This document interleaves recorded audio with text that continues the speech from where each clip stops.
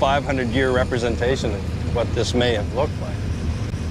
That's a coin, look! It is a coin. All right, another coin. Look at that! The moment that Rick Lagina and Marty Lagina have spent years chasing may finally be within reach. In episode 19 of season 13 of The Curse of Oak Island, new discoveries beneath the garden shaft have sparked excitement across the treasure hunting community. What began as a standard drilling operation quickly turned into something far more significant. The crew was collecting core samples from depths between 90 and 110 feet, with daily operating costs ranging from roughly $45,000 to $60,000. But as the drill pushed deeper underground, the results started raising eyebrows. Gold trace readings suddenly surged, reaching levels 8 to 10 times higher than previous measurements. From a sample volume of approximately 400 cubic yards, analysts identified signals equivalent to an estimated 350 to 380 ounces of precious metal, far beyond what would normally be expected in a typical placer deposit. At the same time, advanced underground imaging and density mapping revealed a concentrated anomaly measuring roughly 20 by 30 feet. Within this area, metal signatures appeared unusually dense. When experts reviewed all of the available data together, some preliminary estimates suggested a potential value between $120 million and $150 million. If those figures prove accurate, the discovery could represent far more than a small cache of treasure. It may point to a large, intentionally constructed deposit hidden beneath centuries of collapsed tunnels, flood systems, and layers of earth. The story became even more intriguing when investigators encountered hand-cut timber, traces of iron, and marker patterns arranged in a cross-like formation near the target area. To some researchers, these clues hint at a possible connection to the legendary Knights Templar. For Rick, the discovery represents much more than financial value. It could be the culmination of a lifelong quest that has defined years of dedication and perseverance. Marty, known for relying heavily on facts and data, is also acknowledging that these findings deserve serious attention. Yet Oak Island has a long history of raising hopes only to present new challenges. Every promising signal has often been followed by unexpected obstacles. Concerns are growing about unstable ground conditions, possible tunnel flooding, and the risk of shaft collapse. A single mistake could force the entire operation to stop. Because of that, the team is now working around the clock. Their next drilling target lies only 10 to 15 feet from the anomaly, and anticipation is building with every passing hour. If this estimated $150 million treasure proves to be real, one of the world's oldest mysteries may finally be nearing its conclusion. As episode 19 begins, the atmosphere feels more like the climax of a major motion picture than a typical day on Oak Island. The morning air is cold, and the entire team has gathered around the garden shaft before work begins. But something feels different today. The usual casual conversations are absent. There are no jokes, no distractions. Every person is focused on the same question: what exactly lies beneath them? The signals discovered earlier are no longer viewed as mere possibilities. Today is about finding answers. Rick Lagina's expression reveals the same passion that has fueled his search for years. Yet there is an added intensity in his eyes, as though he senses that he may be standing on the edge of the breakthrough he has always hoped for. Nearby, Marty Lagina remains locked onto the data, holding a tablet filled with live drilling information, historical sample records, and metal detection reports. He carefully studies every update. His conclusion remains consistent. If these readings are accurate, we're not looking at a normal underground anomaly. The numbers seem to support that belief. Over the past 2 days, metal trace readings have climbed dramatically. Once drilling past the 95-foot mark, signal concentrations increase sharply. Even experienced engineers are surprised by the consistency of the results, especially at such depths, something rarely seen during Oak Island excavations. The drilling rig continues operating at maximum capacity, as steel casing sections are slowly advanced into the ground. Every additional foot comes with substantial risk and expense. Daily costs have now exceeded $50,000, yet almost nobody is discussing money. The reason is simple. If the signals are genuine, whatever lies below could be worth far more than the price of the operation itself. Team members crowd around the monitoring screens, watching each update as though they are following a live mission. Breaking the silence, Rick quietly says, "This could be the reason we've been searching all these years." Marty responds almost immediately. "Or it could be another one of Oak Island's tricks." That brief exchange captures the mood perfectly. Optimism and skepticism exist side by side. Excitement grows with every new reading, while uncertainty refuses to disappear. Still, one fact is becoming difficult to ignore. The depth, the data, and the signals are all pointing toward the same location. At the garden shaft, the search has entered its most critical and dangerous phase yet. And the drilling has only just begun. The drill has now passed the 90-foot mark, and as the team pushes toward depths of 100 to 110 feet, conditions underground begin changing dramatically. This is the same range that appears again and again throughout Oak Island's history. The depth associated with cave-ins, sudden flooding, and unexplained setbacks. But this time, Rick and Marty aren't willing to back away. A powerful drilling system is driving into the earth with nearly 30 tons of force. To prevent the shaft from collapsing, steel casing sections are being installed in 10-foot intervals. The challenge is that the underground layers are anything but consistent. In one section, the drill moves smoothly through soft sediment. A few feet later, it encounters dense material that slows rotation almost immediately. Equipment operators report torque levels running 25 to 30% above normal. To the engineers, that's a strong indication that something unusual may be buried below. Meanwhile, costs continue climbing at an alarming rate. Daily drilling and support operations are now consuming between $55,000 and $70,000. Fuel usage alone reaches roughly 3,000 liters per day, while more than 20 crew members work exhausting 12 to 14-hour shifts. Every foot gained comes at a tremendous financial cost. Marty keeps reviewing the numbers. "If we don't see meaningful results within the next 5 days, we'll spend another $300,000. Rick's response is simple. "We've come too far to stop now." Then comes another turning point. As drilling passes the 100-foot mark, monitoring systems begin reporting unusual behavior. Pressure readings fluctuate unexpectedly, and concerns about water intrusion grow more serious. Engineers warn that an old flood tunnel network could still exist below, capable of releasing between 200 and 300 gallons of water per minute if disturbed. One wrong move could flood the entire shaft. At the same time, drilling logs reveal another surprise. Density measurements suddenly rise in several zones, creating patterns that don't match the expected soil profile. The realization begins to sink in. The drill is no longer moving through ordinary ground. It's approaching something different, something structured. Every passing minute carries more weight. The machinery keeps running. Expenses continue mounting. Risks increase with every foot gained. And somewhere more than 100 feet below the surface, Oak Island appears to be guarding a secret that has remained hidden for centuries. Then comes the discovery that changes everything. As part of standard procedure, newly recovered core samples are sent for laboratory analysis. Normally, the reports are routine. This one isn't. The first results reveal gold trace concentrations 8 to 10 times higher than previous readings. Areas that once showed only 0.5 to 1 gram per ton equivalent now indicate levels between 6 and 8 grams per ton. Even laboratory staff are stunned. The tests are repeated to rule out mistakes. The outcome remains the same. When Rick and Marty receive the report, the room falls silent. Marty immediately asks the question everyone is thinking. Could the samples be contaminated? The lab's answer is direct. No. The readings are consistent across multiple tests. That means the spike isn't random. It points toward a sustained concentration of metal beneath the island. Over the next day, additional samples are recovered from depths of 102, 106, and 109 feet.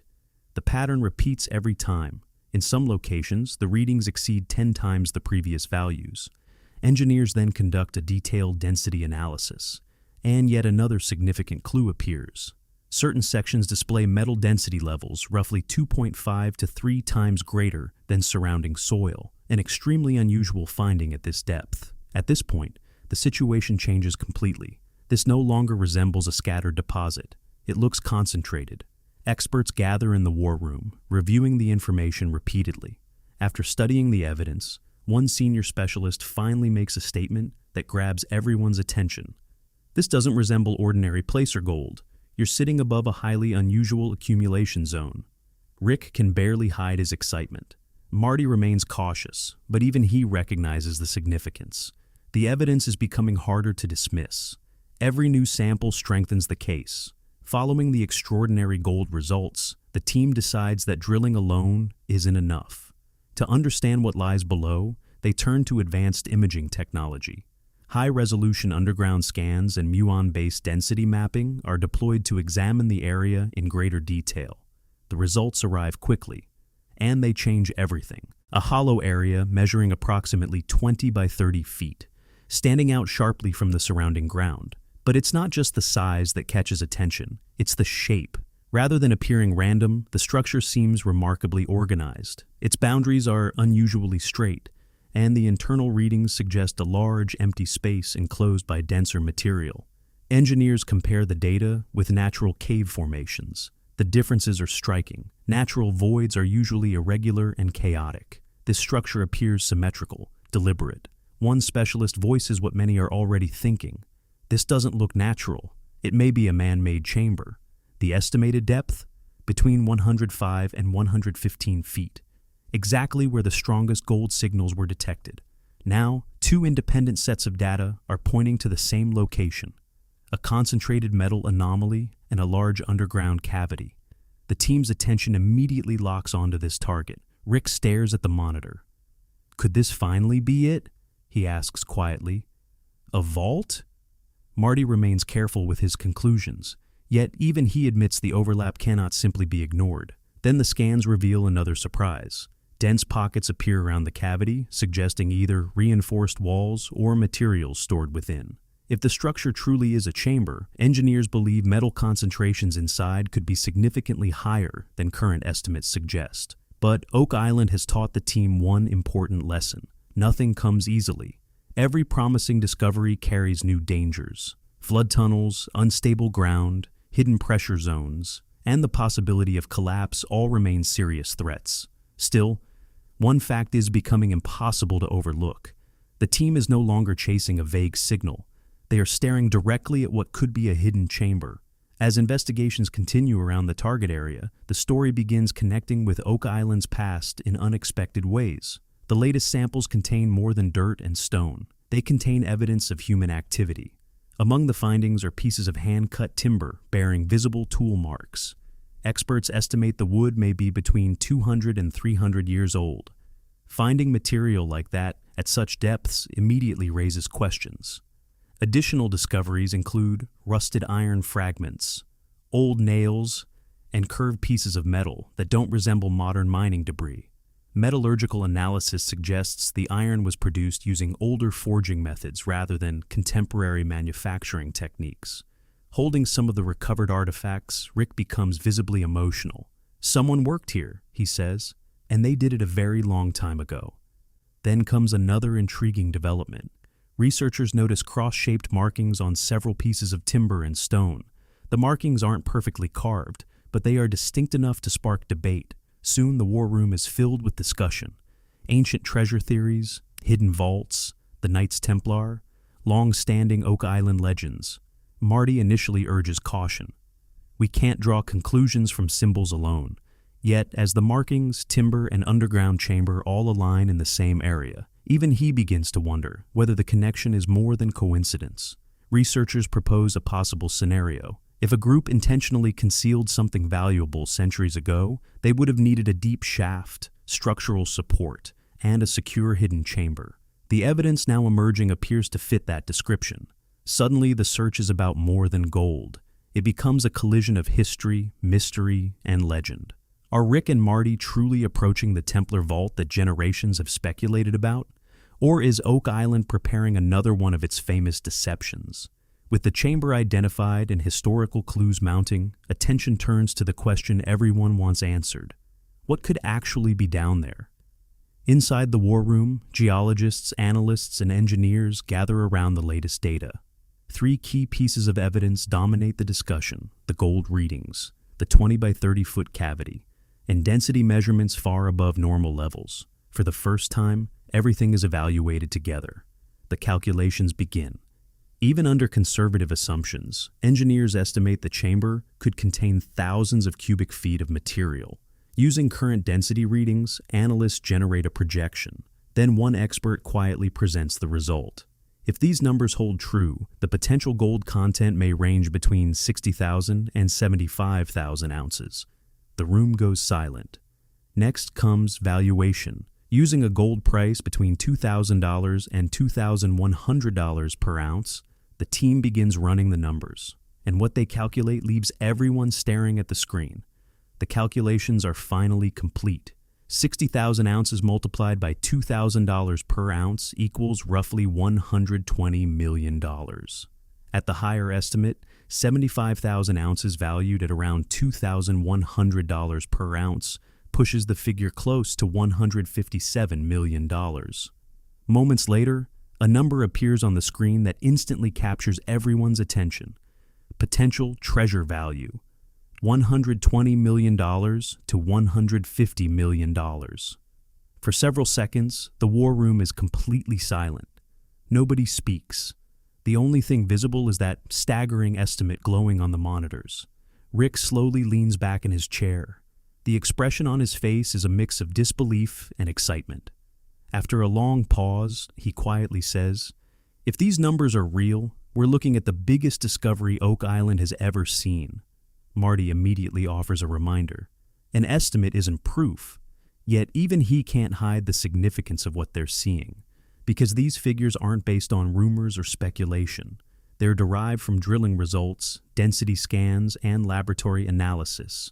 Everything has changed. This is no longer just another theory attached to Oak Island. It's no longer just a legend. Now there's a potential 9-figure discovery sitting beneath the ground. One underground chamber, one extraordinary signal, and a possible value reaching $150 million. The search has officially entered an all-or-nothing phase.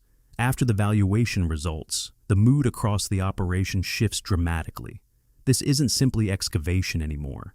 Every decision now carries consequences worth millions of dollars. And at the center of it all stands the relationship that has driven the search from the beginning: Rick and Marty. The brothers share the same objective, but they approach it from very different perspectives. For Rick, the mission has never been solely about treasure. It's about a lifelong belief. For years, he has been convinced that Oak Island holds a genuine mystery waiting to be uncovered. To him, this moment feels like confirmation that all those years of searching were not in vain. He keeps returning to the same thought.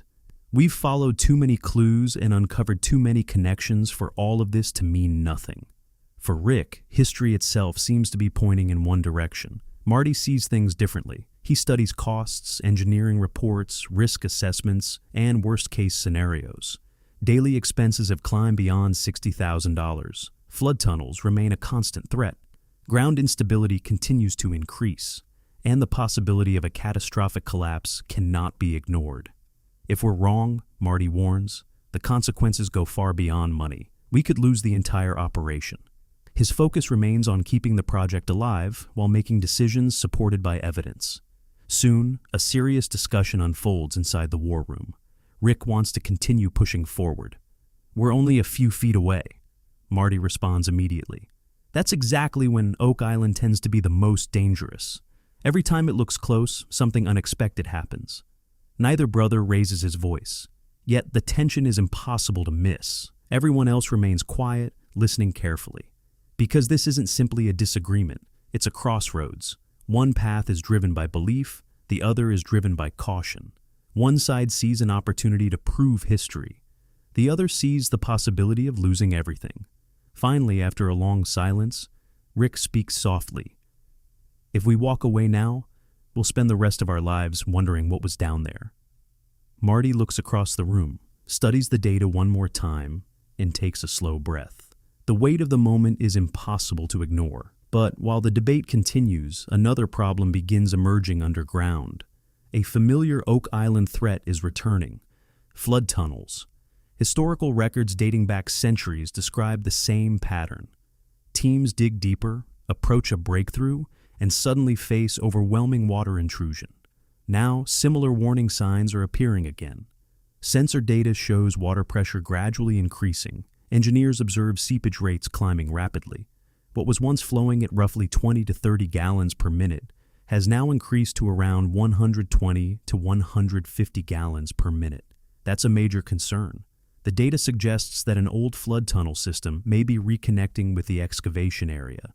If those channels fully open, water flow could exceed 300 gallons per minute. At that point, controlling the situation would become extremely difficult. As if that weren't enough, the shaft itself is showing signs of stress. At depths beyond 100 feet, underground conditions become increasingly unpredictable. Different layers of soil and rock create uneven pressure forces. Even with reinforced steel casing in place, minor movement is being detected. Monitoring systems reveal wall pressure levels climbing 15 to 20% above normal. The engineers deliver a blunt assessment. If a critical section gives way, it could trigger a chain reaction that collapses the entire shaft. Rick hears every warning, or it could deepen a mystery that has already survived for more than 2 centuries.